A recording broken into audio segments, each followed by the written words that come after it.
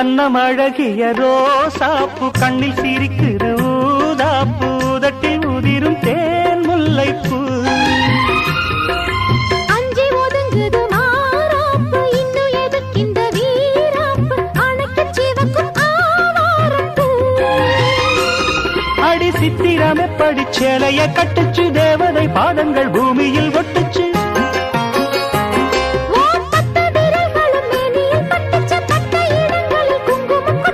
நித்தம் இரவினில் வித்தை படிக்கையில் ரசிச்சு பழகும்